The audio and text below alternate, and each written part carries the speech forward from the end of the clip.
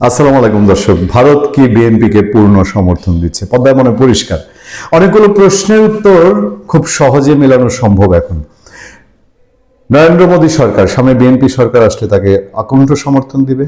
হ্যাঁ, বিএনপি ইন্ডিয়ার সঙ্গে একটা সমঝোতার মধ্যে দিয়ে চলছে। যদি বলি হ্যাঁ, তারেক রহমান দেশে যে ফিরেছেন সেদিনই আমরা, যেদিন ডিক্লেয়ার করা হয়েছিল তারেক রহমান 25 ডিসেম্বর বাংলাদেশে ব্যাক করবেন, সেদিন আমরা একটা আলোচনা করেছিলাম, তাহলে কি আমেরিকা এবং ভারতের সাথে কোনো একটা মধ্যস্থতা হয়েছে? তাদের যে বাধা ছিল, শোনা যাচ্ছিল, সেই বাধা তুলে নেওয়া হয়েছে? উত্তর যদি বলি হ্যাঁ, তারই কিছু লক্ষণ আমাদের চোখের সামনে আছে। আমার সামনে দুইটা খবর আছে, দুইটা খবরই খুব ইন্টারেস্টিং।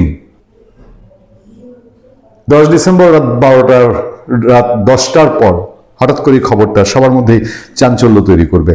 তারেক রহমানের নেতৃত্বে বিনির্মিত হবে আগামীর বাংলাদেশ, মোদির প্রত্যাশা। নরেন্দ্র মোদী ভারতের প্রভাবশালী রাজনীতিবিদ এবং এখন ভারতের প্রধানমন্ত্রী। বাংলাদেশ ও ভারতের মধ্যে সম্পর্কের স্থিতিশীলতা নিয়ে বিএনপির নতুন চেয়ারম্যান তারেক রহমানের সঙ্গে আলোচনা করেছেন ভারতীয় হাই কমিশনার প্রণয় কুমার ভার্মা। ভারতের পত্রপত্রিকায় নিউজ আছে, আনন্দবাজার নিউজ করেছে। আনন্দবাজারের নিউজটার দিকে আমি আপনাদেরকে একটু চোখ বুলিয়ে নিয়ে, আনন্দবাজার হেডলাইন করেছে, বিএনপির দপ্তরে গিয়ে তারেকের সঙ্গে বৈঠক ভারতীয় রাষ্ট্রদূতের, 40 মিনিটের আলোচনায় উঠল দিল্লি ঢাকা সম্পর্ক। এটা বলছে আনন্দবাজার। আর বাংলাদেশের পত্রপত্রিকার বিস্তারিত খবর, এই প্রণয় ভার্মার যোগাযোগ, মানে তারেক রহমানের সঙ্গে দেখা হওয়ার পর শনিবার বিকেলে বিএনপির গুলশানের চেয়ারপারসন দুজনের সাক্ষাৎ হয়।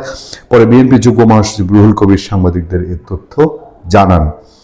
ভারতের সঙ্গে বিরাজমান টানাপোড়েন নিয়ে কোনো আলোচনা হয়েছে কিনা জানতে চাইলে বিএনপির নেতা বলেন, ভারতের প্রধানমন্ত্রী বিএনপির নবনিযুক্ত চেয়ারম্যান তারেক রহমানকে স্বাগত জানিয়েছেন। এটা কিন্তু নর্মাল শুধু ভদ্রতা না, অনেক বড় মেসেজ। তিনি প্রত্যাশা জানিয়েছেন তারেক রহমানের নেতৃত্বেই আগামী বাংলাদেশ বিনির্মিত হবে। প্রণয় ভার্মাও স্বাগত জানিয়েছেন। স্থিতিশীলতার জন্য দুই দেশ কিভাবে এগিয়ে যেতে পারে সে বিষয়ে আলোচনা হয়েছে। ওই সৌজন্য সাক্ষাতের বিএনপির মহাসচিব মির্জা ফখরুল ইসলাম আলমগীর, দলের স্থায়ী কমিটির সদস্য সালাউদ্দিন আহমেদ, যুগ্ম মহাসচিব রুহুল কবির রিজভী আহমেদ, চেয়ারম্যানের উপদেষ্টা মাহাদি আমিন ও চেয়ারম্যানের প্রেস সচিব সালেহ শিবলি উপস্থিত ছিলেন। এর আগে ইউরোপীয় ইউনিয়নের নির্বাচন পর্যবেক্ষণ আরেকটি খবর, যে মিশন প্রধান পর্যবেক্ষক ও ইউরোপীয় পার্লামেন্টের সদস্য ইভারস আইজাবস তারেক রহমানের সঙ্গে দেখা করেন। ভারতীয় হাই কমিশনের সাক্ষাতের পর তুরস্কের রাষ্ট্রদূত রামিজ সেন এবং মিশরের রাষ্ট্রদূত ওমর ফাহামিও বিএনপি চেয়ারপারসনের সঙ্গে সৌজন্য সাক্ষাৎ করেন। বাংলাদেশের জামাত যে দোষারোপ করছে যে তারেক রহমানের কন্ট্রোলে সব চলে গেছে, তারেক রহমানকে স্পেশাল প্রোটোকল দেওয়া হচ্ছে, তো সারা বিশ্বের কূটনৈতিক যে মিশনগুলো, এগুলো তো তারেক রহমানকে সেই মূল্যায়ন করছে।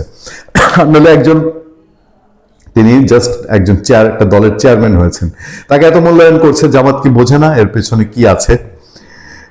বিএনপির মিডিয়া সেলের সদস্য সায়ুল কবির খান জানান, সাক্ষাতের পর সবার সঙ্গে পৃথক বৈঠক করেন বিএনপি চেয়ারম্যান। বৈঠকে আগামী বাংলাদেশ নিয়ে তারেক রহমানের পরিকল্পনার পাশাপাশি বাংলাদেশের সঙ্গে আন্তর্জাতিক সম্পর্ক সহ বিভিন্ন বিষয়ে আলোচনা হয়। এসব বৈঠকের বিষয়ে বিএনপির নেতা হুমায়ুন কবির সাংবাদিকদের বলেন, গত 17 ডিসেম্বর তারেক রহমানের ঐতিহাসিক প্রত্যাবর্তনের পর তাকে নিয়ে দেশ বিদেশে গুরুত্ব বেড়েছে, যে কারণে তার সঙ্গে একের পর এক রাষ্ট্রদূত সাক্ষাৎ করতে আসছেন। তিনি আরো বলেন, ওনার মানে তারেক রহমানের নেতৃত্ব, ওনার পরিকল্পনা, আগামী বাংলাদেশ গড়ার পরিকল্পনা, বিশেষ করে দেশে ফেরার পর তাকে নিয়ে আন্তর্জাতিক মহলের বিশেষ আগ্রহ আছে।